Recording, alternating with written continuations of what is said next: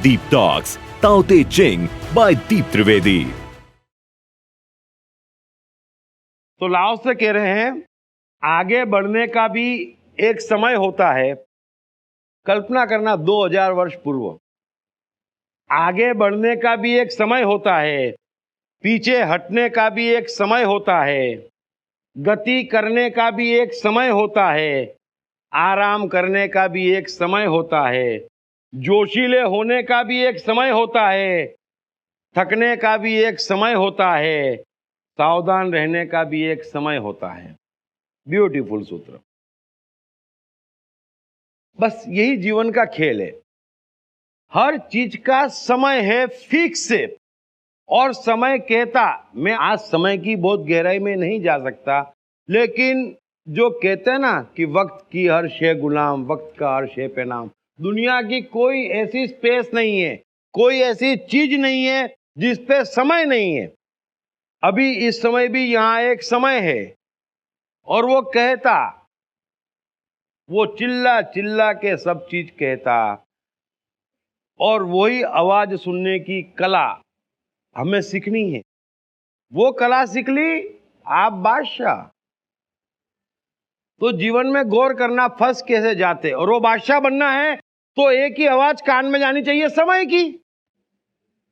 अगर बाकी कोई आवाज है और जितनी ज्यादा आवाज है तो समय की आवाज कान में नहीं जाएगी। वो नहीं जा रही है, यही हमारे जीवन का रोना है।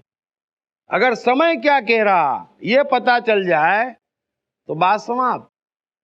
धर्म का अर्थ है, ये बड़ी सुपर इंटेलिजेंस है कि सही समय पे सही मंत्र सही वजन से, जिसको त्रिगुणी माया कहते हैं। ये त्रिगुणी माया का हथियार है। सारी त्रिगुणी माया इस 3 शब्दों में समा जाती। जो कृष्ण गीता में कहते हैं ना, बार बार कहते कि सुपात्र को दान, दान में अच्छा बुरा नहीं है। कर्म कोई भी अच्छा बुरा नहीं है, समझ लेना। वस्तु कोई भी अच्छी बुरी नहीं हो सकती। आप उसका क्या उपयोग कर रहे हैं, बस उससे डिफरेंस हो रहा है। धन में बुराई, स्त्री में बुराई, रास में बुराई, घूमने में बुराई, इसमें बुराई। बुराई क्या है, आप कैसा उपयोग कर रहे हो। अरे महाराज, हम तो भारतीय लोग हैं, हमारे यहाँ बड़ा ज्ञान है। हमारा चिलमबाज से लेकर भंगर जी से लेकर वो माला पहनने वाले से लेकर हमने सबको भगवान माना है, क्योंकि हमारे पास ज्ञान है।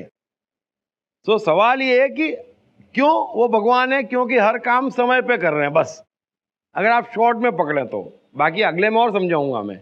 तो आगे बढ़ने का भी समय होता है, पीछे हटने का भी समय होता है, लेकिन ये जो बाहर का ज्ञान है ये समय की आवाज नहीं सुनने देता है। छोटी छोटी जगह बता रहा हूं मैं, बहुत ऊंची उड़ान मुझे नहीं भरनी आज। अभी कोई धंधा हमारा जोरदार चल रहा है, बरोबर है, और रोज फैल रहा है, रोज ऑर्डर आ रहे हैं, सब सेट है। तो समय क्या कह रहा है कि भाई धंधा कर लो अच्छे से, मौका मत चुको, है ना। अब ये तो सबको समझ में आता, लेकिन फिर ज्ञान बीच में आता, हमारी बनाई दुनिया बीच में आती है ना। पत्नी कहती अभी मेरे को आपकी शक्ल देखे कितना टाइम हो गया। पिताजी कहते बेटा मेरी तबीयत आजकल ठीक नहीं रहती। पूरी ठीक है, आपके घर जाते बिगड़ जाती। जब आप काम धंधे में लग जाते ना तो दुनिया जादूगर है। तो फिर आप धंधे में से थोड़ा ध्यान हटाते, बात तो सही है यार, ये क्या है सब। अरे भाई समय क्या कह रहा है, कूद पड़। तू कूदेगा, ज्यादा लाएगा, डबल खुश होंगे। यार समझ नहीं रहे बात को, हैं। तू समय को देख, वो तो चले जाते और फिर ज्ञानी लोग आते। अरे इस साल हज पे नहीं जाएगा। हाँ तो धर्म का काम है बाप। तो बेटा धंधा जरा मैनेजर के भरोसे सौंप के जाते, हज पे जाना पड़ेगा। अरे समय नहीं हज पे जाने का पगले, धंधा फ्लॉप होएगा जिस रोज, धंधा मंदा पड़ेगा, बैठ जाना हज पे जाके, वही काम बचेगा। अभी कहां भाग रहा है हज पे, हम क्या कर रहे हैं। समय कुछ कह रहा है, हम कहीं भाग रहे हैं। बड़े अच्छे से समझा रहा हूं। आपका ज्ञान आपको क्या कर रहा है, जितना भी ज्ञान है वो समय से दूर ले जा रहा है। समय की आवाज सुनने में ऑब्सेशन दे रहा है। आप सिंपल गणित क्यों नहीं समझते। इनको तो कुछ भी नहीं मालूम है, इनसे बड़ा अज्ञानी नहीं है। अरे जो पल आया नहीं उसका तुम तय करना सिखा रहे, कमाल कर रहे। अरे तय समय को करना है। एक ही अथॉरिटी संसार की, समय, जो तय कर सकती और जो हर मनुष्य का तय करे बैठती। किस क्षण में किसको क्या करना है उसने तय किया। आप सुन लो आवाज, आपको कोई मार नहीं पड़ेगी कभी। इतना सा ज्ञान चाहिए हमको, समय की आवाज सुनने की आंख चाहिए। ये समय से दूर ले जाने वाली आंखें दे रहे हैं हमको। समय भूख लगने का है, बोले आज उपवास का समय देते। अरे भाई महाराज, समय टोटल कम्युनिकेशन कर रहा है, आप मत करो ऐसी मेहरबानी हम पे। आप शून्य जितना ज्यादा हो जाओगे, समय को देख लो।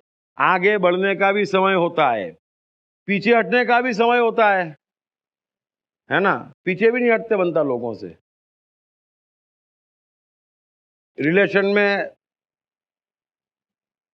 धंधे में, जहां पे भी गड़बड़ होती और एक लिमिट के बाद समय कहता अब ये छोड़ दो, है ना, अब ये वो बदबूदार जलाशय होगा जो कृष्ण कहते हैं।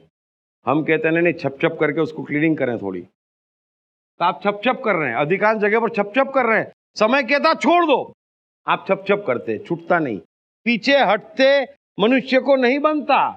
उसकी बुद्धि, उसकी अहंकार, उसकी बातें और चारों तरफ से उस पर प्रेशर। अरे धंधा बिगड़ गया है, अभी बार बार नुकसान ही दे रहा है, बंद करने का समय आ गया, लेकिन वो बंद भी नहीं होता टाइम से।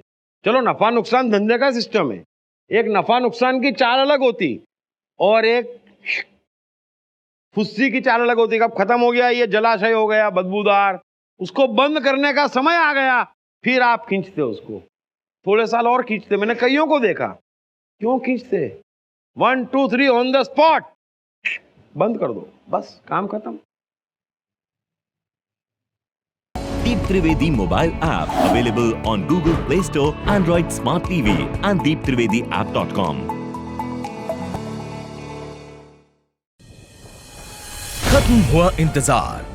बेस्ट सेलिंग लेखक दीप त्रिवेदी की बेस्ट सेलिंग किताब मैं कृष्ण हूं के भाग 1, भाग 2 और भाग 3 के बाद अब तैयार हो जाइए द्वारकाधीश कृष्ण के आगे के जीवन की पूरी कहानी जानने के लिए। पढ़िए मैं कृष्ण हूं भाग 4, मेरे राजनीतिक उत्थान की दास्तान, और जानिए कैसे कृष्ण आर्यावर्त की राजनीति का प्रमुख केंद्र बनकर उभरे। द्रौपदी स्वयंवर सफलतापूर्वक निपटाने हेतु कृष्ण को किन किन चुनौतियों का सामना करना पड़ा। पढ़िए मैं कृष्ण हूं भाग 5, मेरे और द्वारका के संघर्षशील दिनों की दास्तान, और जानिए कृष्ण को अपनी ही बहन सुभद्रा का अर्जुन द्वारा क्यों अपहरण करवाना पड़ा। क्या भरी सभा में हुए द्रौपदी चीर हरण के दौरान कृष्ण ने द्रौपदी को अनगिनत साड़ियां दी थी। पढ़िए मैं कृष्ण हूं भाग 6, मेरे जीवन के अंतिम दिन, और जानिए कृष्ण ने महाभारत युद्ध के दौरान पांडवों का ही साथ क्यों दिया था। क्यों कृष्ण की ही प्यारी द्वारका में अधिकांश यादव आपस में लड़कर खत्म हो गए। मैं कृष्ण हूं का चौथा, 5वां और अंतिम 6ठा भाग हिंदी और गुजराती में सिर्फ atmanestore.com पर उपलब्ध है। Deep Talks, Tao Te Ching by Deep Trivedi. गति करने का भी एक समय होता है और आराम करने का भी एक समय होता है। आप गौर कर लेना, हमारा उल्टा हो जाता। जब गति करने का समय होता तो आराम की स्कीमें आ जाती। जब आराम करने का समय है, भगवान कुछ नहीं भेज रहा है, समझ लेना। आराम करने का समय जिसने नहीं सीखा वो जीवन में आगे बढ़ ही नहीं सकता। और प्रकृति के वहां से और इस रचना में मनुष्य को अपने जीवन में 98% तक आराम है। उसको करना ही कुछ नहीं है, 98% तक तो निमित्त भी नहीं बनना है, आराम ही है उसका जीवन। ये सीधा सत्य आप क्यों नहीं समझते हैं, समझें। अभी हम पीछे जाते हैं, महाभारत युग, उसके पहले का युग, उसके पहले का युग, तो क्या समस्या थी आप बताएं। अभी कृष्ण को द्वारका से निकलना है और हस्तिनापुर पहुंचना है। समय तो वही है जो कृष्ण के समय था, वही समय आज है। कृष्ण जितना काम का निमित्त तो प्रकृति हमको बनाई असंभव है, क्योंकि हमारी तो कोई लायकात ही नहीं है। हमें तो छोटे मोटे काम का निमित्त बन जाए, जीवन हंस के निकल जाए, काफी है।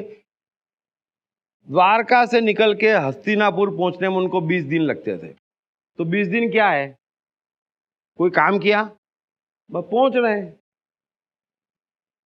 पूरा जीवन ऐसे निकल जाता, पूरा जीवन ऐसे निकला है। समझने की कोशिश करना। तो हमारा मैक्सिमम समय आराम का होता है, लेकिन हम आराम नहीं कर पाते। क्यों? अरे इस साल तो कमाना पड़ेगा। तुमने तय कर लिया? अरे समय को तय करने दो महाराज, आपका आराम का समय है। अब समय आराम का है लेकिन कमाना पड़ेगा, तो मेहनत 1000 गुनी हो जाती और धंधे में नुकसान होता। आप तय कैसे कर लेते कमाना पड़ेगा? अरे वो समय तय करेगा। मैं आपको आर्ट सिखा रहा हूं, आप आर्ट सीख लो। आपका समय आराम करने का है, क्योंकि ऊपर वाला जब भी देता छप्पर फाड़ के देता, और देने वाला श्री भगवान। आपका समय होगा तो टाइम या स्पेस में मूवमेंट आपके सामने होगी। वो फर्स्ट इंस्ट्रक्शन है आपकी, यस टाइम चेंज बेटा, बहुत आराम कर लिया, जरा देख चारों तरफ कुछ डेवलपमेंट हो रहा है तेरे लिए। बड़ा सिंपल है। मैंने अपनी जिंदगी में, एक मेरा मित्र बैठा है, पूरी दुनिया जानती है, पकड़ना मुश्किल और बिजनेस और कमाना तो मुझे बचपन से पसंद नहीं। ये क्या सजा? मजबूरी है जीवन की, छोटी मोटी ठीक है, लेकिन ये तो सजा है।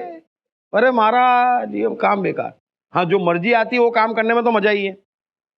अपने खेलने में मजा, गाने सुनने में मजा, पिक्चर में मजा, घूमने में मजा, ज्ञान में मजा, बोलने में मजा, लोगों का भला करने में मजा, लोगों का मन सुधारने में मजा, साइकोलॉजी समझने में मजा, ये सब मजे की बात है। तो जिसका जो मजा हो, ये मेरा मजा, आपका अलग मजा, लेकिन मजा तो हमारा जीवन है। लेकिन उसके अलावा काम क्या है? ये प्रयत्न क्या है? जो नहीं है वो करना है, जो है उसके लिए प्रयत्न नहीं करना है। समझना, अगर किसी में विज्ञान है, एडिसन में विज्ञान है, किसी में म्यूजिक है, तो म्यूजिक बनाने के लिए उसको प्रयत्न नहीं करना है। उसको टाइम, उसका स्पेस कह रहा है महाराज मजा लो, वो कोई मेहनत नहीं कर रहा है। आप प्रयत्न क्या करते? प्रयत्न शब्द समझ लेना, जो आ नहीं रहा है, जो है ही नहीं, जो अस्तित्व में ही नहीं है, आप वो करने की कोशिश कर रहे हैं और करते थक जाते। हमको लगता है यार ये एडिसन कितनी मेहनत कर रहा है, वो मेहनत ही नहीं कर रहा है। वो 26 दिन उसके लिए 1 सेकंड है, 1 क्षण की बात है, बस काम खत्म। वो 26 दिन 1 क्षण में जी रहा, आपको मेहनत करते दिख रहा। महाराज आप मत बोलो एडिसन के मामले में, फिर मत सिखाओ, फिर सिखाते। अरे एडिसन का कंसंट्रेशन देखो, अरे कुछ नहीं है, वो आ रहा, सेट है मामला, उससे हो रहा, 1 क्षण की तरफ बीत रहा। अब ये समझ नहीं है तो लोगों को बोलते एडिसन से सीखो, फिर हम कोशिश करते, अरे पर हमारे आ ही नहीं रहा है, हम प्रयत्न कर रहे हैं, वो मामला जमेगा ही नहीं, हम करते थक जाएंगे। सो आराम करने का भी एक समय होता है। अब आज हम वैज्ञानिक युग में हैं तो समस्या और बढ़ गई। उस युग में समस्याएं इतनी नहीं थी, है ना, क्योंकि सब काम स्लो होता था और 6 बजे तो अंधार, तो यूं आराम का समय है ना। लिमिटेड ऑप्शन, तो उस समय इतनी दिक्कत नहीं थी क्योंकि सबको आराम मिल जाता था। अभी तो सवाल ही नहीं उठता। अभी तो हस्तिनापुर क्या, कहीं पे भी जाना हो शाम तक पहुंच गए। अब इतनी स्पीड से काम करने का समय नहीं है, समझ लेना। वो समय अपनी गति चल रहा है, हम दौड़ा भागी कर रहे हैं। तो मैक्सिमम समय आराम करने का है, लेकिन कोशिश करना है हमें कि समय को पहचानना है और जीवन में मैक्सिमम समय आराम का है। 8 घंटे तो यूं सोने में जाते, मंथड़ गए, उसके अलावा अलग जाते, उसके अलावा अलग, उसके अलावा अलग। समय सिर्फ आराम का है। ये भागा दौड़ी है, मतलब आप समय की सुन ही नहीं रहे। समय सिर्फ आराम का है। अभी कृष्ण ने इतना आराम किया उनका जीवन, मैंने तो डे बाय डे बड़ा रिसर्च करके, क्योंकि कृष्ण पे और कईयों पे मैंने काफी मेहनत करी है कि इनका जीवन एज इट इज सामने ले आऊं मैं, तो बड़ा अच्छा सीखने को मिल जाए। तो उस जमाने में देखता हूं, इतना रथ में जाने के बाद भी, 108 वर्ष में रथ में जाने के बाद भी, और इतने कर्म, इतने वध, बाप रे बाप, जमेले जमेले, घर में जमेले, परिवार में जमेले, फिर भी सब चीजों के ब्रह्मास्त्र, और फिर भी आराम ही आराम है। जबकि रथ से जा रहे हैं, तो वहां से मैं पकड़ूं तो हमारे जीवन में मुश्किल से काम करने की किसी भी मनुष्य के पास जगह बहुत ज्यादा नहीं है। जो काम को एंजॉय करते उसको काम मत गिनना, समझ लेना। जिस काम के लिए आप प्रकृति के निमित्त थे वो काम में नहीं आता है, और यहां हर व्यक्ति किसी एक कर्म का निमित्त थे। अगर कृष्ण प्रकृति में से पाप पुण्य बैलेंस करने के निमित्त हैं, तो एक ही कार्य के निमित्त हैं। हर कोई एक कार्य का निमित्त। अभी लाओ ज़ू ने कितना काम करा, थोड़े दिन गुरुकुल चलाया, फिर लगा बहुत पॉपुलैरिटी बढ़ गई है, भागने लगे, राजा ने सूत्र लिखवाए कि तुम ये लिखे बगैर नहीं जा सकते भाई, लिख के भग गए। उसके बाद में कहाँ जिए मालूम ही नहीं है। तो काम क्या किया?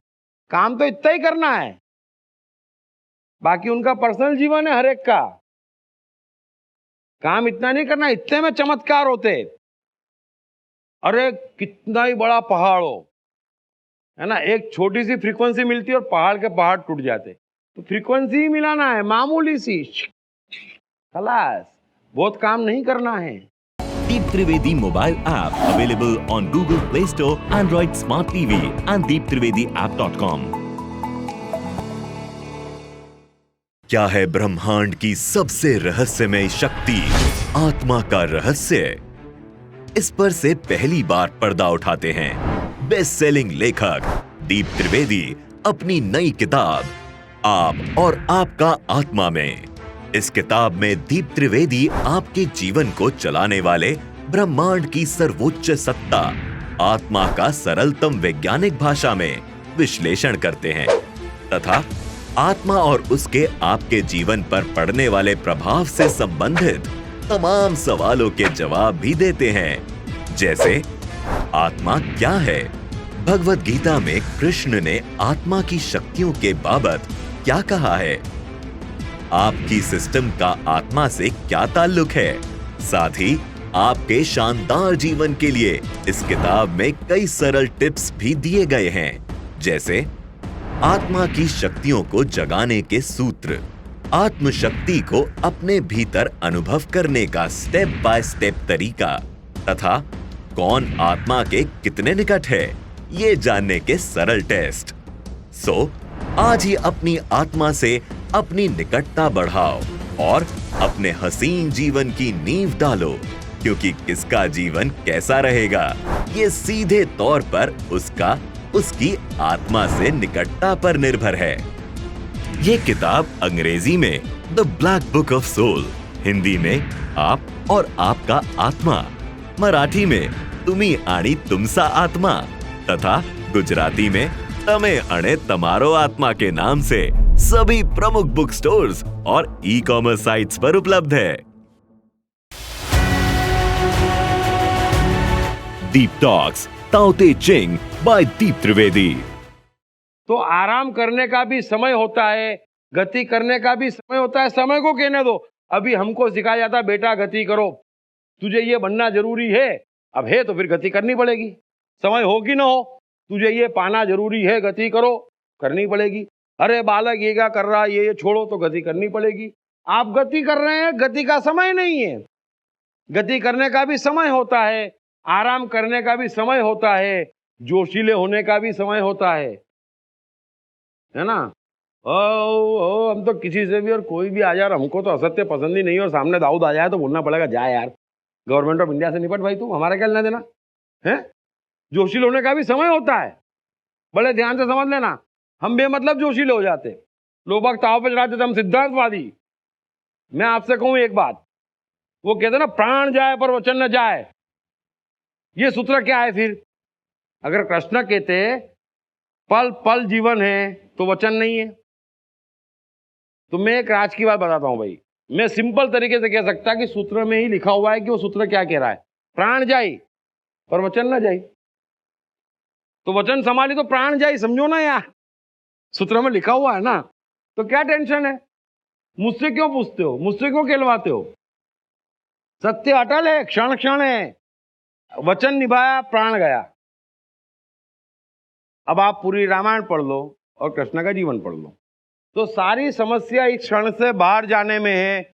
और क्षण से इतना सा बाहर जाने में इतनी समस्याएं आ सकती, तो आप तो क्षण में जी ही नहीं रहे हैं। जीवन में हम हंसे कैसे? बड़े अच्छे से समझ लेना कि क्षण से इतने बाहर जाने में समस्याओं का अंबार टूट पड़ता है, क्योंकि जो समय कह रहा है वो करने का है।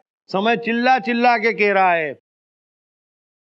अगर दशरथ कह रहे हैं कि कैकेयी तो अपने शब्द वापस ले, तो समय कह रहा है कि मुझे तेरी बात मंजूर नहीं है, मैं मन से करना नहीं चाह रहा हूं, कह रहा है ना समय, तो फिर क्यों कर रहे हो? एक तोड़ रहा समय, दूसरा समय तोड़ रहा, तीसरा समय तोड़ रहा, समय तोड़ तोड़ के कहां पहुंच गए? आप समझो ये सनातन सत्य है, ये अटल है। आप क्षण के बाहर निकले नहीं, इस समस्याओं का अंबार आपका वेट करता हुआ आपको मिला नहीं। प्रकृति आपको कहीं और ले जाती, समय के साथ चलते आपको कहीं और ले जाती। ले जाना उसका काम है, आपका काम है समय की आवाज पहचानना, बस। अभी कृष्ण तो मास्टर है, उनका कोई मुकाबला ही नहीं हो सकता। मैं पूरा का पूरा कृष्ण को जानता, पूरी गीता जानता, फिर अपने को असेस करता, फिर छोड़ देता। अरे बाप रे बाप रे, कल्पना के बाहर की बात है। जब मैं कृष्ण कहूंगा यार कि कोई ऐसा मन हो सकता है, समझ में नहीं आता। मैं ब्लैंक हो जाता हूं, कैसे हो सकता है यार? क्षण, और एक क्षण से ऊपर जीवन नहीं, शून्य, कमाल का शून्य। वचन दिया पूर्ण, 100% सिर्फ वचन है, कृष्ण नहीं है। वचन तोड़ा तो वचन याद ही नहीं है। समय सिद्ध करता, यह सूत्र समझ लेना कि थकने का भी समय होता है, सावधान रहने का भी समय होता है ना? हर चीज का समय होता है। और कृष्ण समय के बादशाह, कृष्ण सिर्फ समय है। समय के बादशाह कहना भी गलत है, वो समय है। छल होता, समय की आवाज पे छल हो जाता, छल से काम निपट जाता, छल गायब हो जाता। छल क्या है मालूम ही नहीं उनको, उनमें कुछ भी नहीं है। समय का शून्य, आता जाता, आता जाता, विजय विजय विजय विजय। क्या क्षण की डिमांड है बोलो? महाभारत करानी है, हो जाएगी। दो सेना को लड़ाना है, हो जाएगा, मालिक है वो। इतना परम शून्य में जिया मनुष्य, कमाल हो गया। आप उस सत्ता को पकड़ो और हम उससे कितना दूर हैं और कैसे वो सत्ता है। पूर्णता एकदम क्षण में, दो क्षण का रत्ती भर कनेक्शन नहीं। ऐसा कमाल सोचो तो सही कि यहां करा भी नहीं, हुआ गायब। वहां सारथी हैं, अर्जुन बोलता खड़ा कर रथ, खड़ा कर देते। वो बोलता युद्ध नहीं करना, ज्ञान निकल जाता, ज्ञानी हो जाते। गीता का अंतिम श्लोक खत्म होता, अर्जुन राजी होता, युद्ध करना है चलो, और मैदान में युद्ध में तुरंत, कहीं गीता याद नहीं। आप सोचो तो सही कितना महान क्षण। एक छोटे से महाभारत में कितने बड़े क्षण आए और गए, और हर क्षण में पूर्ण। ये हथियार इनके काम आए, कुछ काम आया, कृष्ण महाराज काम आए। पांचों मुसीबतों को कृष्ण नहीं मारा बगैर हथियार के। आप कल्पना करो क्षण की ताकत की। क्षण कहती छल करो, छल करो। क्षण कहता वचन उठाओ। क्षण कहता गाड़ा घुमाओ, गाड़ा घुमाओ। क्षण कहता भीष्म को पकड़ो, भीष्म को पकड़ो। मैं आपको यही सिखा रहा हूं। आपको कृष्ण ही बनना है, संसार में जीना है तो। और कृष्ण का एक साइकोलॉजी का सिद्धांत बताता हूं आपको, फायदा नहीं उठाने का जब तक पूरा ना समझो। हमारे पास वो इंटेलिजेंस है, आप जितना इसका निकट जाएंगे, दुनिया में हमारे को छोड़ के किसी के पास कोई असेट नहीं है, कुछ भी नहीं है। जो कृष्ण कहते ना कि तो मरे हुए हैं, इन सबको पहले ही मार चुका हूं, चिंता मत करे। एक्चुअली यही आपको समझ में आना चाहिए। दुश्मन टिक ही नहीं सकता। आपको एक कला में सिखाता हूं, दुरुपयोग नहीं। अभी ऐसे ही बात चली तो अभी साइकोलॉजी पे बोल भी नहीं रहा हूं मैं, फिर भी कि जिसके पास जो असेट है, जिसका वो गुमान किए फिर रहा है, अगर आपको साइकोलॉजी समझ में आ जाए, आप में शून्य आ जाए, आपके पास मास्टरी आ जाए, तो वही उसकी वीकनेस है, वो असेट नहीं है। आप भी भ्रमित है, वो भी भ्रमित है। बड़ा अच्छे समझ लेना। अभी कोई कहता मेरी बड़ी इज्जत है, अभी आप सोचते यार ये असेट है। हम लोग क्या सोचते हैं, फायदा उठाया जा सकता है क्योंकि बड़ी बड़ी इसको इज्जत की, तो थोड़ी सी इज्जत इधर खींच दो और ले लो जो चाहिए हो। कई लोग ऐसे होते हैं, समाज के लिए जीते, कोई बात नहीं। घर में एक बच्चा पैदा होता, असामाजिक काम करना शुरू करता, उसकी सारी डिमांड पूरी करते। क्यों? क्योंकि वो जी समाज के लिए रहे। तो जिसकी जो असेट है वही उसकी वीकनेस है। तो कृष्ण का युद्ध का नियम, अभी गीता भी नहीं कह रहा हूं, लेकिन कृष्ण के युद्ध का नियम एक ही है, इस शून्य के युद्ध का नियम एक ही है कि जो आपका हथियार है ना, उसके बल पे आप उछल रहे हो ना, उस हथियार को ही हम जीरो कर देते हैं। अभी आपके पास सिर्फ एक चीज है, इज्जत, और मैंने ले ली, तो आप वापस करने के लिए मेरी सब टर्म्स मानोगे? बस कृष्ण यही कह रहे हैं। तुम्हारे पास क्या है? ये राजा, ये मंत्री, ये सेना। कृष्ण कह रहे हैं यार ये सेना को यूं कर दूं और उनको समझा दूं कि राजा को मारो, क्योंकि वो तो सेना लेके जाते नहीं। चलो ये मामला नहीं जमेगा तो दूसरा मामला देखो, क्योंकि समय ने तो कह दिया राजा को जाना चाहिए, इसको ऊपर जाने का वक्त हो गया। हम तो निमित्त हैं, उसका हुक्म मानते। कृष्ण तो बड़े कर्मों के निमित्त थे। इसके भाई को, इसके मंत्री को, किसी एक को, अरे कैसा दोस्त है तू, राजा बनेगा, तेरा परिवार नाम हो जाएगा। बोले हाँ। तो तू सेना को कंट्रोल कर सकता है? बोले हाँ। सेना उसको मार देगी? बोले हाँ। तो मैं तेरे साथ हूं। फिर तुम्हारे साथ की जरूरत क्या है? वो पूछता भी नहीं। अरे मैं सेना को फोड़ूंगा, मेरी सेना राजा को मारेगी, सारी स्कीम में बनाऊंगा। कृष्ण कहते मैं तुम्हारे साथ हूं। उसी की सेना, उसी का राजा। तो जिसकी जो असेट है वही उसकी कमजोरी है। आज के बाद आप जीवन में एक साइकोलॉजिकल सत्य कह रहा हूं, दुरुपयोग के लिए नहीं है, कर लेना होगा नहीं। क्योंकि भगवान उतना ही देता जितना आप उसके लिए उपयोग करने वाले होते हैं, सर्व के लिए। वो उतनी ही आपको कला देगा, ट्राई करने से नहीं आएगी। लेकिन एक अच्छा नियम बता रहा हूं कि जिसके पास जो असेट है, अभी लड़कियों क्या है बेचारों का, देखो उनके पास असेट क्या है? मैं ब्यूटीफुल हूं। आप ले लो तो भी तकलीफ में आ जाती, और आप दे दो तो भी तकलीफ में आ जाती। दोनों ही कंडीशन में आपकी गुलाम हो जाती है ना। आपके तो नहीं है तो बड़ा ईगो हर्ट होता है। अच्छा, किसी भी लड़की को ठीक करना हो, महिलाओं को, चाहे माता जी तक क्यों ना हो, और नीचे में छोटी बच्ची क्यों ना, सबको एक गुमान रहता, बहुत परेशान करे ना, कुछ भी नहीं है तेरे में। आपको परेशान करना बंद कर देगी, पब्लिक में आपके साथ बात नहीं करेगी, कभी भी रिपीट कर दिया तो।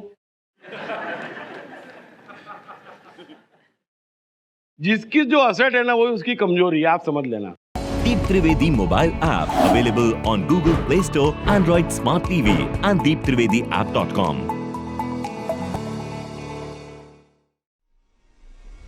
मैं समय हूं। विश्व की अंतिम व निर्णायक सत्ता होने के बावजूद कोई नहीं जानता कि आखिर मैं हूं कौन। पूरा ब्रह्मांड ही नहीं बल्कि मनुष्यों के जीवन की हर ऊंच नीच भी मेरे ही नियंत्रण में है। जो मेरी चाल से ताल मिला लेगा, एक सुखी और सफल जीवन गुजारना उसका भाग्य हो जाएगा। अभी भी देर नहीं हुई है। मेरी चाल से ताल मिलाने के लिए पढ़िए बेस्ट सेलर्स मैं मन हूं, मैं कृष्ण हूं और 101 सदाबहार कहानियां के लेखक दीप त्रिवेदी की नई किताब मैं समय हूं। ये किताब हिंदी और गुजराती में सभी प्रमुख बुक स्टोर्स तथा ई-कॉमर्स साइट्स पर उपलब्ध है।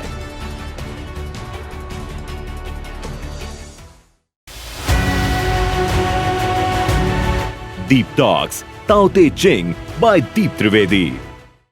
हर चीज का एक समय होता है और कृष्ण समय के बादशाह है, और हमें भी कृष्ण का समय, कृष्ण का शून्य पकड़ना है, क्योंकि संसार में रहना है, संसार में जीतना है, निर्दोषता से रहना है।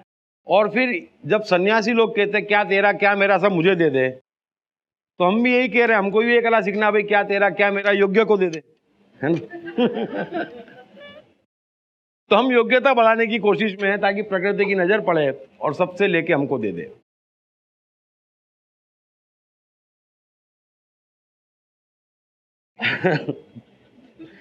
तो कृष्ण के जीवन का एक किस्सा बताता हूं,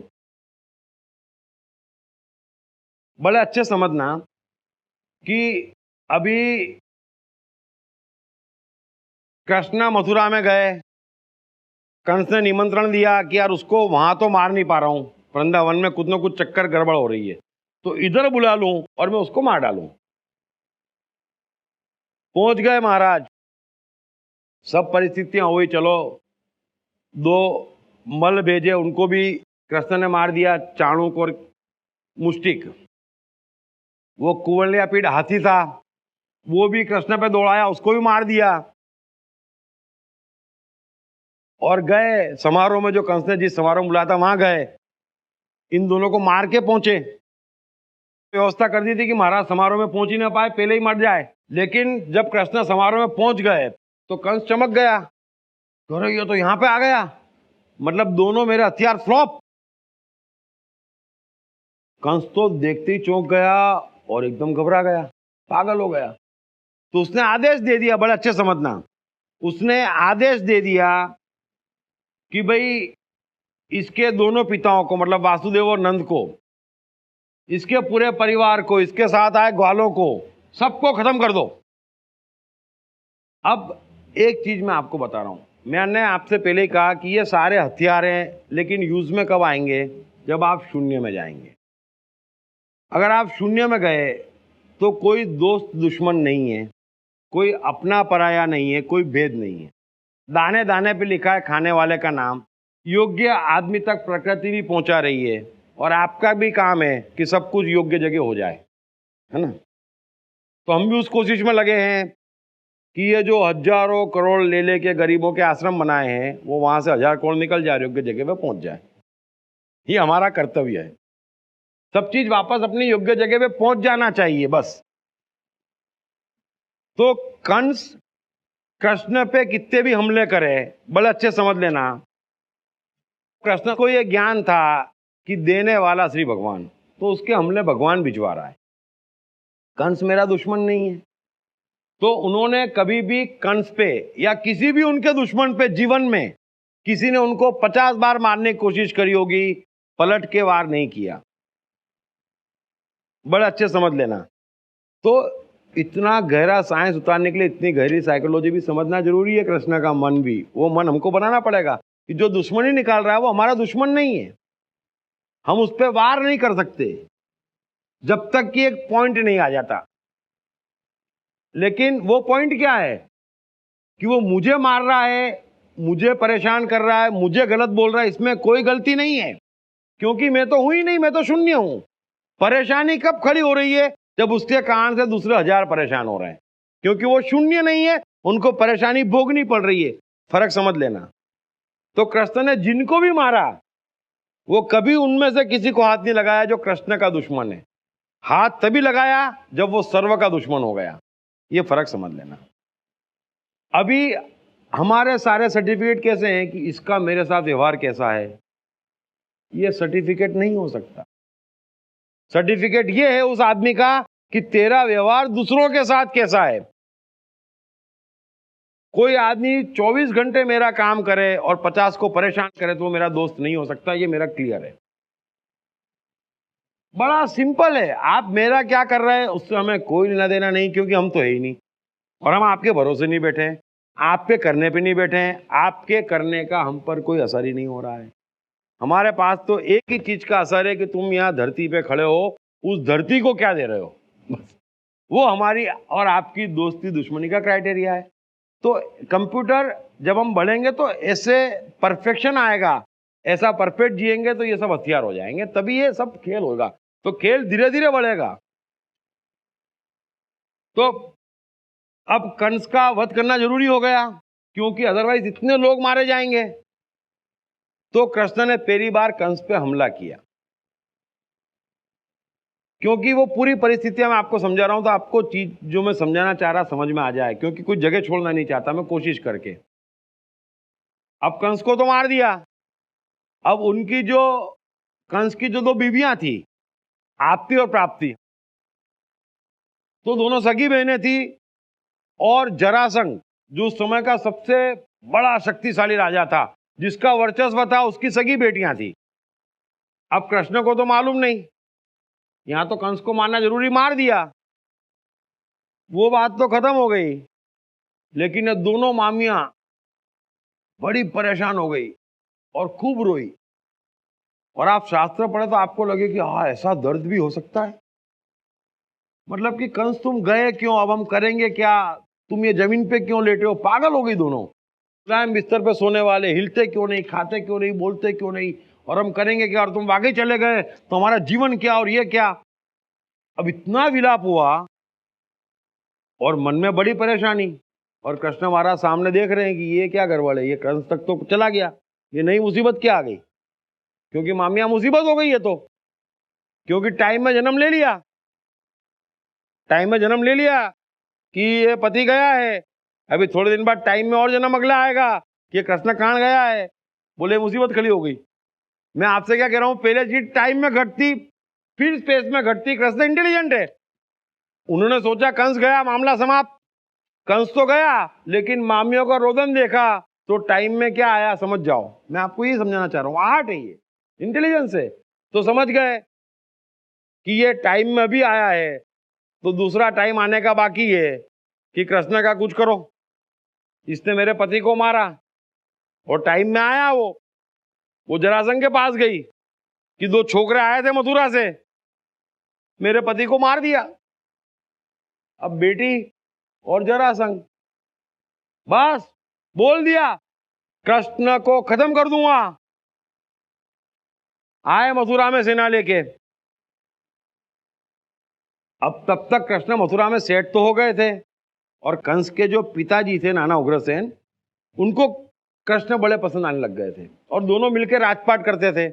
नाना जी चाहते थे उग्रसेन कि कृष्ण ही राजा बन जाए, लेकिन कृष्ण तो समझते थे ना कि ये कितना झमेला उन्होंने देख लिया, वो अपनी औकात नहीं, इस समय नहीं है भाई राजा बनने का, मना कर दिया। चलो ये तो हो गया। अब जरासंध सेना लेके आया और गुप्तचर खबर लेके आए कि उन्होंने हमला करा है और कृष्ण को मारने के लिए हमला किया है, कृष्ण को मारने के लिए हमला किया, समझ लेना। तो ठीक है, मथुरा भी तैयारी देख ली, मथुरा वाले भी तैयार थे, ठीक है निपट लेंगे जरासंध से। और कृष्ण ने तो अच्छे समझ लिया कि मथुरा वाले उससे निपट नहीं सकते, 5 गुनी सेना और गजब के हथियार। तो स्कीम कृष्ण ने नहीं बनाई युद्ध की भी कि भाई यार इससे उलझ तो नहीं सकते अपन, तो तुम एक काम करो, सिर्फ युद्ध लंबा खींचो, है ना, उनको शहर में घुसने मत दो और युद्ध लंबा खींचो। वो कितना दाना पानी लेके आए होंगे, उनका दाना पानी खत्म कर दो, जंगल जला दो, और जितने बाहर तालाब है मथुरा के सब में जहरीली घास डाल दो ताकि पिए ही ना। तो ना पानी नहीं और अन्न नहीं तो भाग जाएंगे, और इस बीच में जितनी हानि होना होगी हो जाएगी, हम युद्ध करने नहीं जाएंगे। अब जरासंध महाराज तो आए, तो पुराने जमाने में एक था कि भाई सेना आई, खबर दे दी, मैदान सिलेक्ट करा, राजा युद्ध करने को। अभी तो खबर भिजवा है, 2 दिन यहां से को गया ही नहीं, क्योंकि स्ट्रेटेजी ये थी कि टाइम निकालो। तो जरासंध आए, कुछ सिपाही आए उनके, तो जो आए उनमें से आधे मार दिए इनने। तो खबर लेके गए साहब हमको मार दिया, उसके अलावा हमको कुछ मालूम नहीं क्या चल रहा है। और पूरे शहर में बागड़ बागड़ कांटे वांटे बिछा दिए, कीचड़ विचड़ डाल दिया, ये वो कर दिया। तो बेचारे के 15-17 रोज इसमें निकल गए, मथुरा पहुंच ही नहीं पाए, वो झंझट पानी में फंस गए, गलियां इतनी कर दी, घोड़े निकले नहीं, हाथी निकले नहीं। आप समझ गए ना बात को, क्योंकि समय क्या कह रहा है, युद्ध का समय नहीं है, सुहाता नहीं चढ़ा है, आज जरासंध को देख लेंगे। अबे क्या देख लोगे, 2 मिनट की बात है।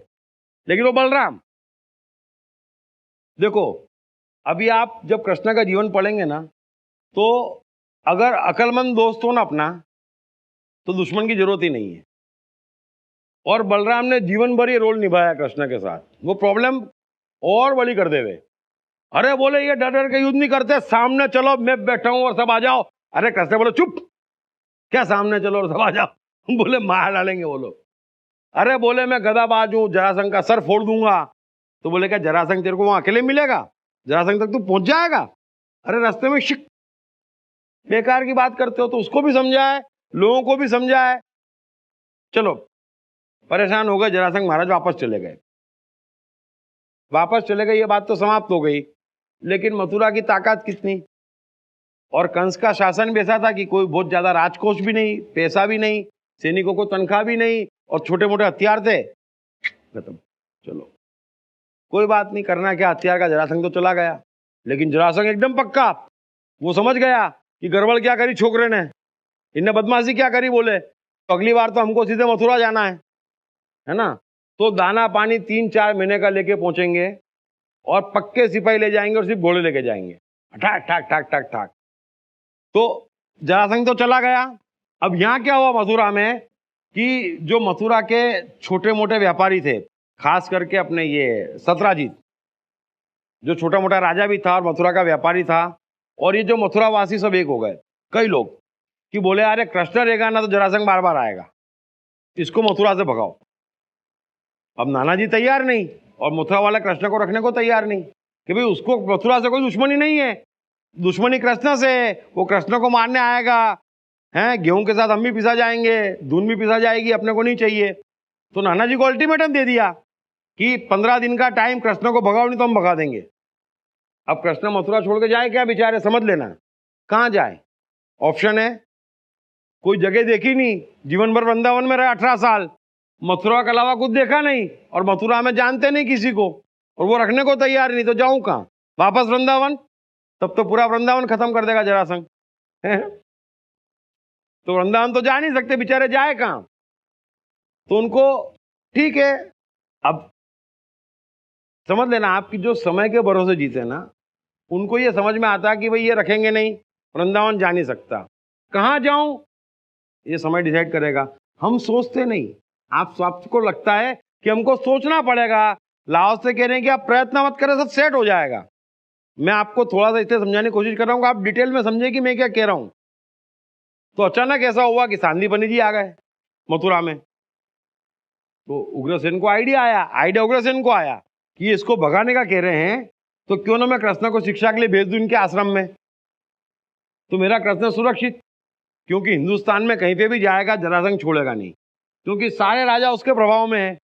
तुरंत खबर करेंगे महाराज कृष्ण आया है, आओ मारो, और ये तो बंद कर देंगे जेल में कृष्ण को कि आओ जरासंध पे एहसान करने का मौका, मतलब आप बहुत बड़े राजा हो गए, मजा आ गया आपको, तो ऐसा वट जरासंध का।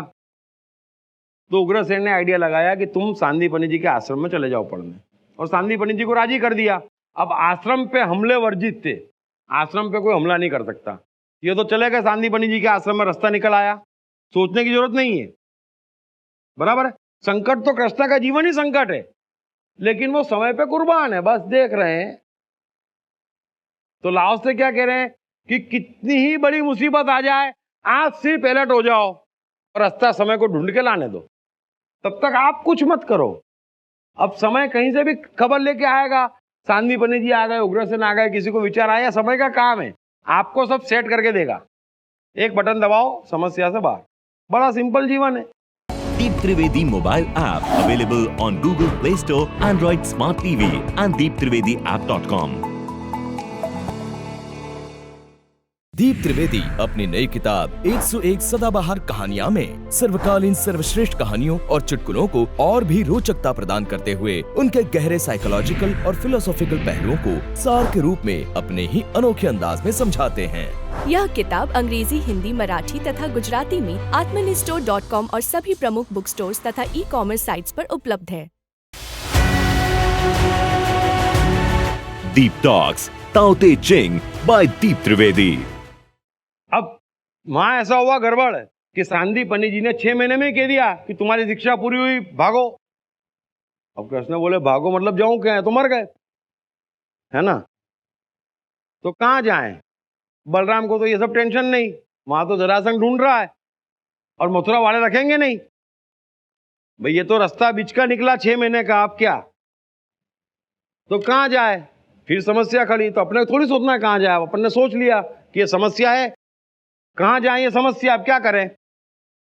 तो ऐसा हुआ कि जिस रोज आश्रम से निकलने वाले थे, सांदीपनि जी की पत्नी रोने लग गई। तो कृष्ण बोले माते तू रोती क्यों है। अरे बोले तुमको देख के मेरे बच्चे की याद आ गई, पुनर्दत्त, उनके लड़के का नाम था पुनर्दत्त। तो बोले पुनर्दत्त को राक्षस बचपन में उठा के ले गए, और पांचजन्य नाम का राक्षस उनको उठा के ले गया, और वो जिंदा है कि क्या है मुझे नहीं मालूम, लेकिन उसकी याद आ गई। तो कृष्ण को पहली बार मालूम पड़ा कि सांदीपनि जी का लड़का भी है। कृष्ण भी आश्चर्यचकित हुए, कितने बड़े बड़े राजाओं के लड़के यहाँ पढ़ते हैं, तो इन लोगों ने कोशिश क्यों नहीं की। लेकिन कृष्ण बोले इनको छोड़ो, अपन तो जगह ढूंढी रहते कहाँ जाना है। ये प्रकृति से संदेश आ गया, बेटा पांचजन्य को मारने चले जाओ। चले गए पांचजन्य को मारने। तो ये समय आपको चला रहा है, एक by step, step by step. मैं सारी बायोग्राफी भी इसलिए लिखता हूँ, इतनी रिसर्च करके, कि आपको मालूम पड़े कि ये क्या है, समय चला रहा है। पहुंच गए पांचजन्य के पास, फिर वही साम दाम दंड भेद, उसी की सेना, तीमी को तोड़ा, मंकड़ को तोड़ा, सेनापति को तोड़ा, तू राजा बनेगा, तू महाराजा बनेगा, ना कौन क्या बनेगा वो उनकी जाने। इनका काम तो खत्म हो गया, 5 जने को मार दिया, पुनर्दत्त को छुड़वा लिया, सांदीपनि जी को सौंप दिया। फिर तो कृष्ण ताव में आ गए। समझ गए ना आप कि 5 जन्य जो जरासंध से बड़ा राक्षस है उसको मार के आ रहे हैं, मथुरा क्या बोलेगी। गए मथुरा, फिर अनाउंस करा यादव सभा में, जैसे अनाउंस करा कि हम 5 जन्य को मार के आ रहे हैं, वो भी अकेले हाथों। हमारी शक्ति को तुम लोग पहचानते नहीं बालक हो। तो सबने बोला महाराज आप तो मथुरा में रुको, है ना। अरे बोले चिंता ही मत करो, मैं आ गया हूं, और जरासंध की तो परवाह ही मत करो। 5 जन्य को मार दिया तो जरासंध का क्या है, आया उसी घंटे में गया, और सब तो एकदम आश्वस्त। ठीक है भाई, सब काम सेट हो गया, मथुरा में रह रहे हैं, बड़ी इज्जत पानी, थोड़ा सा धंधा पानी भी शुरू करा, सब तो ठीक है। लेकिन वहां जरासंध के आने की खबर आ गई। जैसे ही खबर आई कि कृष्ण महाराज मथुरा आ गए, जरासंध आ गए सेना लेके। खबर आई तो कृष्ण थोड़ा टेंशन में आए, क्योंकि वहां तो कह दिया था कि 5 जने को यूं मारेंगे, जरासंध को यूं मारेंगे। अबे 5 जने को कूटनीति से मारा था, ये तो सेना लेके आ रहा है, बातचीत थोड़ी करेगा जरासंध, वो तो मारने ही आ रहा है। कोई बातचीत करने का मौका दे तो मैं रास्ता निकालूं, आप समझो। ये तो बातचीत ही नहीं करेगा, दिखा नहीं कि गया नहीं। तो मथुरा के सेनापति को बुलाया, तो बोले क्या व्यवस्था अपने पास। अरे बोले व्यवस्था क्या, हथियार भी नहीं है, सिपाही भी नहीं है, बट आप हो ना। हाँ बोले मैं तो हूं ही ना। ठीक है, तो कृष्ण ने बोला नाना जी से कि एक काम करो, सेनापति जी को, मंत्रियों को और पूरी मथुरा के जो यादव है उनकी एक मीटिंग करना है, बड़े ध्यान से समझना। तो नाना जी ने मीटिंग बुलवा ली, सब इकट्ठे हो गए, सेनापति मंत्री है वो। और कृष्ण ने बोलना शुरू किया कि देखो भाई एक समस्या मथुरा पे आ रही है, जरासंध आ रहा है और हमें थोड़ी स्ट्रेटेजी बनानी पड़ेगी। सब बोले स्ट्रेटेजी कि आप हो ना, क्योंकि बहुत बड़ी बात कर दी थी पिछली सभा में कि मैं हूं, 1 घंटे में खत्म जरासंध। तो वो तो बात इसलिए करी थी कि भाई मथुरा में सेटल होने दे, और ये तो पब्लिक अब सुन ही नहीं रही है। बोले स्ट्रेटेजी कि आप हो ना। वो 1-2 आदमी बीच में खड़े भी हुए, एक समझदार आदमी खड़ा हुआ कि बोले आप बताओ क्या स्ट्रेटेजी बनाना चाहते। तो कृष्ण खुश हुए कि हाँ कहीं मौका मिला, और वो जवाब दे उसके पहले 5-6 ने मार के बिठा दिया। पागल है, इतने बड़े वीर पुरुष से ऐसी स्ट्रेटेजी की बात करता है। अरे कृष्ण बोले एक समझदार खड़ा हो तो उसको बिठा दिया। तो फिर कृष्ण भी दाव में आ गए, बोले कोई सुनने को तैयार नहीं। तो बोले ठीक है, मैंने सभा इसलिए बुलाई थी कि तुम सब घर जाके सो जाओ, मैं हूं ना। ठीक है भाई। अब तो कृष्ण बेचारे बड़े टेंशन में, बलराम को इन बातों से कोई मतलब नहीं, उसकी अकल चली ना कि मुसीबत क्या है। वो तो बोले आने दो जरासंध को। अरे क्यों आने दो उसको, वहां से खबर आए कि अब 9 दिन में आ जाएगा। कृष्ण बोले तो गए, 9 दिन का जीवन। अब समस्या है, गहरी है, लेकिन करो क्या। अच्छा कृष्ण बाहर निकले तो सब जने बोले कृष्ण आप हो ना। अरे बोले मैं हूं ना। क्या करे, एक ही कम्युनिकेशन वजह से चले बेचारे का कि मैं हूं ना, मैं हूं ना, मैं हूं ना। और मणिमन तो बड़ा ये क्या हूं ना, समझते क्यों नहीं है, सब क्यों नहीं हो। मैं तो हुई ना। अब बड़ी परेशानी में दिन निकला। चलो ठीक है, अब 2 दिन बाकी थे जरासंध को आने में कि रात को कृष्ण को ख्याल आया कि बापू एक ही रास्ता है, स्ट्राइक हुआ। तो उन्होंने गए, रथ तैयार किया, अपना पूरा सामान, कपड़े लत्ते जो भी थोड़े बहुत थे, बर्तन शर्तन रथ में रखे, और बलराम को उठाया। उठो बलराम, हमको जाना है। बलराम बोले आ गया क्या जरासंध, गदा उठा ली। अरे बोले भैया आया नहीं है, तू गदा नीचे रख, वो आ जाएगा। तो बोले उसको आने दो तब उठाना। अरे बोले उसको पहले उठना जरूरी है मेरे बाप, तू सुन इधर, क्योंकि बलराम तो बलराम है। फिर तो बोले तू रथ में बैठ बस, और कोई सवाल मत पूछे। बलराम बोले रथ में क्यों बैठूं। तो बोले हम जा रहे हैं। कहां जा रहे हैं। बोले कहीं पे भी, मथुरा से दूर दूर जा रहे हैं हम तो। बलराम चमक गया, यहां जरासंध आ रहा है तो हम जा क्यों रहे हैं। बोले भाई साहब इसीलिए जा रहे हैं, समझदारी की बात समझ यार तू, हम जा रहे हैं। बलराम बोले युद्ध छोड़ के जा रहे हैं, यूं बोलना। बोले हम युद्ध छोड़ के जा रहे हैं। लो फिर क्या करना है, बैठो रथ में। वो बोलता मैं नहीं बैठूंगा, मेरी शान है, लोग क्या बोलेंगे। अरे बोले वो क्या बोलेंगे, वो सुनने के लिए हमको भागना जरूरी है। नहीं तो जरासंध हमको जीने नहीं देगा, हैं? तो तू पहले भाग। तो बोले तुम इतने दिनों से सबको चिल्ला चिल्ला कह रहे हो मैं हूं ना मैं हूं ना, उसका क्या हुआ? तो बोले सबके बदले तुमको कह देता हूं मैं नहीं हूं ना। चैप्टर क्लोज करो। बोले यार टेंशन मत दो मुझे, भागो। वो किसी तरह से बलराम को बिठाया और भाग गए। अब भाग गए तो बलराम को तो बड़ा क्रोध कि इतना बड़ा अपराध मेरे से करवा दिया, मेरे जैसे वीर को भागना पड़ा। अरे भाई रण छोड़ने का समय होता है, वीरता दिखाने का भी समय होता है। अगर कृष्ण इतनी मुसीबतों के बाद भी जिंदा हैं, उनको समय का ज्ञान है। मैं आपको ये समझाना चाहूँ, समय के पास कौन सा इलाज नहीं है, आपकी समस्या क्या है। सिर्फ आपने सुन रखा है कि रण नहीं छोड़ते, हम वीर है, ये समस्या। हम वीर नहीं है लो। अरे समय कह रहा हम वीर नहीं है, हम वीर नहीं है, बस इतनी सी तो बात है। लेकिन बलराम को तो ऐसा गुस्सा, कृष्ण पे बात ही ना करे। अब वो तो रथ दौड़ा है, रथ दौड़ा है, रथ दौड़ा है, 3-4 दिन तक रथ दौड़ाया। फिर कहीं बीच में खाना खाए, बलराम बात ही ना करे, कैसी मनुष्यत वाली जर्नी। लेकिन कृष्ण कोई टेंशन नहीं, जान बची ना है। अब इसको ठीक करेंगे कभी भी, बातचीत तो होगी ना, भाई है आखिर, कब तक गुस्से में रहेगा। और ऐसा कमाल हुआ कि एक सन्यासी को देखा इनने, हाथ में कमंडल था। तो कृष्ण ने रथ रोका, पूछे सर ये मैं कहाँ, क्यों यहाँ तो भागे ही जा रहे बस। रण छोड़ा तो ऐसा छोड़ा कि रुकने का नाम ही नहीं, कि बोले ये पागल है जरासंध तो। क्योंकि कौन सा राजा उसका दोस्त, कौन सा दुश्मन, कौन पहचान ले, कौन खबर पहुंचा दे। तो वो तो जगह ढूंढे थे जहां कोई देखने वाला ही ना हो, है। ठीक है, उससे मिले तो सन्यासी ने बोला वो कहाँ है। तो बोले आप इस जगह पर हो। अच्छा, बोले यहाँ पे कोई सुरक्षित जगह है। वो सब बातचीत करते रहे। फिर उन्होंने पूछा आप कौन हो। बोले मैं तो कृष्ण हूँ, और वो सर पे मुसीबत आई है जरासंध की, तो भग रहा हूँ मैं तो यहाँ से। तो बोले आप कहाँ जा रहे हो। कृष्ण बोले उनसे, सन्यासी से, आप कहाँ जा रहे हैं। तो बोले बेटा मैं तो पानी भरने जा रहा हूँ।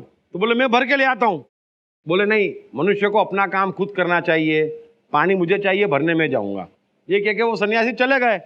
तो कृष्ण ने बलराम की तरफ देखा, बातचीत तो हो नहीं रही है, फिर भी कृष्ण बोले कि ट्राई तो करना पड़ता ना अलग अलग। तो बोले सुना भैया, कितने महान सन्यासी है, क्या बोले अपना काम खुद करना पड़ता है। तो बलराम पहली बार बोले भैया ये अपना काम खुद करना पड़ता है ना, इसलिए वो कमंडल में पानी भरने नहीं गए, वो इसलिए गए कि जो रण छोड़ के भाग सकता है वो कमंडल लेके भी भाग ही सकता है। बोले बलराम का गुस्सा इतना। और दूसरी बात, भैया अगर वो सच्चा कह रहे हैं तो आपको नहीं मुझे कह रहे हैं, क्योंकि अपना काम खुद करना चाहिए। तो युद्ध हमारा काम था, तुम तो वो भी छोड़ के भग गए। बोले इसलिए don't discuss with me for ever, Balram ने क्लियर कह दिया। तो ये जीवन का मजा है। तो रण छोड़ने का भी समय होता है। और फिर वही कृष्ण, जब अर्जुन बोलता है रण छोड़ के भागता है, तो कृष्ण कितने कॉन्फिडेंस से कहते हैं यही तो एक पाप होता है। क्योंकि अब समय रण छोड़ने का नहीं है। तो गलत समय पे गलत मंत्र पढ़ते और गलत वजन से पढ़ते ही हमारे जीवन की समस्या है। सही समय पे सही मंत्र पढ़ें तो कोई समस्या ही नहीं है, और पूरे ठीक वजन से पढ़ें। जितनी जोर से गदा मारनी है, जिस साइज की मारनी है, उस साइज की आपको मारनी है। तो ये गहरा साइंस है। क्रिकेट इसमें सब जने देखते हैं ना, मैं आपको समझाता हूं। टाइम, स्पेस और ताव, ये तीनों का परफेक्ट कॉम्बिनेशन है हमारे जीवन में। तो इसमें आपको काफी चीजें समझ में आ जाएगी जो मैं कह रहा हूं। तो क्रिकेट में क्या होता, बॉलर आता, वहां से दौड़ते हुए आता, उसका क्या काम है कि इसको आउट करूं, है ना। दुनिया के सारे बॉलरों का एक ही काम है कि बैट्समैन को आउट करूं।